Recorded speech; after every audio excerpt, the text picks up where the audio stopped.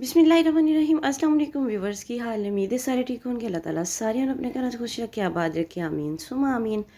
ਇਹ ਤਾਂ viewers pin wheel ਬਣਾਉਣ ਦੀ ਬਹੁਤ ਹੀ ਆਸਾਨ ਜੀ ਰੈਸਪੀ ਹੈ, ਤੁਹਾਨੂੰ ਦੱਸਾਂਗੇ, ਜਿਹੜੀ ਕਿ ਬਹੁਤ ਹੀ ਜ਼ਬਰਦਸਤ ਰੈਸਪੀ ਹੈ। ਜੇ ਤੁਹਾਡੇ ਪਿੰਨ ਵੀਲ ਕਟਿੰਗ ਦੇ ਟਾਈਮ 'ਤੇ ਅੱਗੋਂ ਉਹਨਾਂ ਦੇ ਜਿਹੜੇ ਜੁੜ ਜਾਂਦੇ ਆ, ਸ਼ੇਪ ਸਹੀ ਨਹੀਂ ਆਉਂਦੀ, ਤੇ ਤੁਸੀਂ ਵੀਡੀਓ ਨੂੰ ਬਿਲਕੁਲ ਫੁੱਲ ਵਾਚ ਕਰਨਾ ਵਾ। ਤੁਹਾਨੂੰ ਦੱਸਾਂਗੇ ਕਿ ਤੁਸੀਂ ਕਿਸ ਤਰੀਕੇ ਦੇ ਨਾਲ ਇਹਨਾਂ ਨੂੰ ਬਣਾਉਣਾ ਵਾ, ਤੇ ਤੁਹਾਡੇ ਜਿਹੜੇ ਪਿੰਨ ਵੀਲ ਬਿਲਕੁਲ ਵੀ ਜੁੜਨਗੇ ਨਹੀਂ, ਸ਼ੇਪ ਵੀ ਬੜੀ ਜ਼ਬਰਦਸਤ ਆਏਗੀ, बहुत ही मज़े के बननगे। चलो देखते आप इन्हू किस तरह बनाया। थोड़ी वीडियो चंगी लगे तो लाइक तो शेयर जरूर करिया जे। चैनल तो नवे हैं तो चैनल को सबसक्राइब करके जाए जे, नाल बैल आइकन जरूर प्रेस करें ताकि आने वाली वीडियोज़ का नोटिफिकेशन थोड़े तक आसानी नाल पहुँच सके। सब तो पहले मैदा ले लिया वा, मैदे में थोड़ी जी जीरा, थोड़ी जी अजवाइन मसल के पा दी है, थोड़ा जहा नमक शामिल कर दिता, तो घी इन्ना शामिल करांगे जिहदे नाल जिहड़ा वा मैदा ना बाइंडिंग च आ जाए। मैदा गुंदे हुए तुसीं ये ख्याल रखना वा कि बिल्कुल सख्त मैदा होना चाहिए वा तुहाडा। मैदा बिल्कुल भी नरम नहीं होना चाहिए, क्योंकि जो मैदा नरम होएगा तो फिर तुहाडा जिहड़े आ पिन व्हील उन्हां दी शेप खराब होएगी, कटिंग दे विच भी मसला करनगे। ते ये देखो जदों ना जुड़ना शुरू हो जाए ना मैदा, जदों तुसीं मुट्ठी बनाओ तो तुहानूं फील होवे कि जुड़ रहा वा, तो उहदी समझ लियो कि घी की मिकदार बिल्कुल ठीक है। इस तो ज़्यादा घी तुसीं नहीं पाना। जे ना जुड़े तो थोड़ा जिहा घी होर शामिल कर लो। मैं तकरीबन 3 तो 4 चम्मच पाए सी 2 कप मैदे च, तो बिल्कुल थोड़ा थोड़ा पानी का छिटा ला के ਆਪਾਂ मैदे की डो तैयार कर लाँगे। बिल्कुल सख्त गुनना वा इनू, तुसीं नरम नहीं रखना। गुनना थोड़ा जिहा मुश्किल लगता वा कि सख्त हुंदा वा आटा, तो तुसीं इहदे वास्ते तुसीं की करना वा कि इनू इस तरह बाइंड करके एक दफ़ा तो इनू तुसीं रख देना वा 5 तो 10 मिनट वास्ते। तो उस तो बाद थोड़ा जिहा लचक दे विच आ जांदा हुंदा आटा पिया पिया, तो उस तो बाद तुसीं इनू जदों गुनोगे तो बहुत आसानी दे नाल गुन्निया जाएगा। लेकिन इस चीज़ का ख्याल रखना वा कि मैदा तुहाडा सख्त ही होना चाहिए वा, नरम मैदा तुसीं बिल्कुल नहीं गुनना।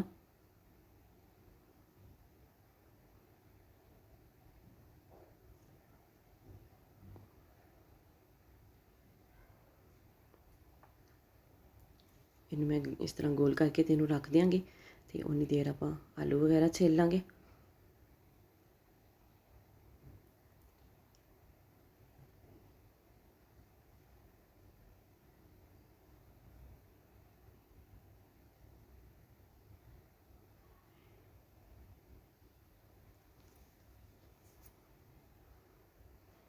आलू मैं पहले ही पील करके तो इन्हों बॉयल करके रख लिया सीगा, लेकिन वीडियो की एडिटिंग के दौरान जोड़े आलू इत्थे जोड़े लग गए।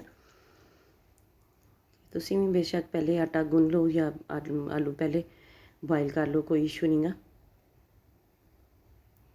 देखो इन्होंने जरा तुसीं पील ऑफ करके तो इस तरह कट के थोड़े बारीक साइज़ के ना तो बॉयल करोगे तो बहुत ही जल्दी थोड़े आलू जोड़े बॉयल हो जाएंगे। इन्हों बॉयल होंदे ज़रा भी टाइम नहीं लगेगा। ये आलूआं वाला काम एक्चुअली मैं एक दिन पहले करके रखा सी, क्योंकि मैं वीडियो बनाने लगी सी तो मेरा हाथ जल गया, तो फिर मैं उत्थे इन्होंने छोड़ दिता तो दोबारा वीडियो फिर अगले दिन शूट की। आलू बॉयल करके रख लिया सी पहले। बर्तन च पानी लाँगे इन्ना कि आलू उहदे विच डिप हो जान, तो इन्हों बॉयल कर लाँगे। बॉयल करन तो बाद ठंडे करके इन्हों तुसीं इन्हों जिहड़ा वा मैश करना तो मैश कर लियो। लेकिन जो मैश करोगे ना विच फिर भी कोई ना कोई गुटली रह जाती है आलू की, तो उहदे नाल की हुंदा वा कि जदों तुसीं पिन व्हील की कटिंग करन लगदे आ विच गुटली आंदी आ तो वो शेप खराब करदी है। इसलिए तुसीं इन्हों कद्दूकश कर लियो। मैं भी इन्हों बारीक जिहा कद्दूकश कर लिया वा, तो 1.5 चम्मच इहदे विच चाट मसाले का शामिल किया। बहुत ज़्यादा मसाले आपां इहदे विच शामिल नहीं करने, थोड़ी जी सुरख मिर्च पहले शामिल करांगे, लेकिन मैनूं कम लगी सी फिर मैं इस तो बाद थोड़ी जी सुरख मिर्च होर शामिल कर ली सी इहदे विच।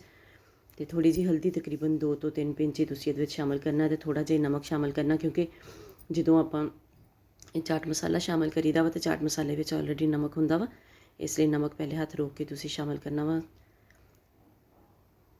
धनिया कट्टिया होया शामिल कर दिता वा, धनिया ते पुदीना दोनों चीज़ां तुसीं शामिल करना चाहो तो दोनों कर सकते हो। इन्हूं मिक्स कर लांगे अच्छे तरीके नाल ताकि सारे मसाले जिहड़े यकजान हो जान। आटा भी गुन के रैस्ट ते रखिया होया वा, आटा तकरीबन 15 तो 20 मिनट पिया रहा सीगा रैस्ट ते। तो जिन्ना रैस्ट दे लोगे उन्ना इन्ना सख्त आटा वा ना, तो इसलिए उन्होंने बेलना फिर आसान हो जाएगा। ये देखो माशाल्लाह आटा अपना तैयार है, रैस्ट ते रखिया होया सीगा। ते पेड़ा बना लांगे इहदा, तो पेड़े नूं भी 2 तो 4 मिनट का रैस्ट दे लोगे तो तुहानूं होर ज़्यादा आसानी हो जाएगी। ਛੋਟੇ ਛੋਟੇ ਸਟੈਪਸ ਹੁੰਦੇ ਆ ਜਿਨ੍ਹਾਂ ਦੇ ਨਾਲ ਤੁਸੀਂ ਜਿਨ੍ਹਾਂ 'ਤੇ ਅਮਲ ਕਰਕੇ ਇਹਨਾਂ 'ਤੇ ਆਸਾਨੀ ਪੈਦਾ ਕਰ ਸਕਦੇ ਹੋ ਆਪਦੇ ਲਈ। ਅਤੇ ਤਕਰੀਬਨ 4-5 ਮਿੰਟ ਵਾਸਤੇ ਮੈਨੂੰ ਪਿਆ ਰਹਿਣ ਦਿੱਤਾ ਸੀ ਪੇੜੇ ਨੂੰ। ਅਤੇ ਉਸ ਤੋਂ ਬਾਅਦ ਹੁਣ ਇਹਨੂੰ ਨਾ ਆਪਾਂ ਸਰਫੇਸ ਨੂੰ ਥੋੜ੍ਹਾ ਜਿਹਾ ਡਸਟ ਕਰ ਲਾਂਗੇ ਅਤੇ ਇਹਨੂੰ ਬੇਲ ਲਾਂਗੇ। ਵੱਡੀ ਸਾਰੀ ਰੋਟੀ ਬੇਲਣੀ ਆਪਾਂ। ਰੋਟੀ ਸਾਰੀ ਤੁਹਾਡੀ ਹਰ ਸਾਈਡ ਤੋਂ ਇੱਕੋ ਜਿਹੀ ਹੋਣੀ ਚਾਹੀਦੀ ਹੈ, ਕਿਤੋਂ ਮੋਟੀ ਅਤੇ ਕਿਤੋਂ ਬਾਰੀਕ ਨਹੀਂ ਹੋਣੀ ਚਾਹੀਦੀ। ਅਤੇ ਇਹ ਜਿਹੜਾ ਮਸਾਲਾ ਆਲੂ ਦਾ ਬਣਾ ਕੇ ਰੱਖਿਆ ਸੀ ਇਹਨੂੰ ਸਾਰੇ ਨੂੰ ਇਹਦੇ ਉੱਪਰ ਫੈਲਾ ਲਾਂਗੇ।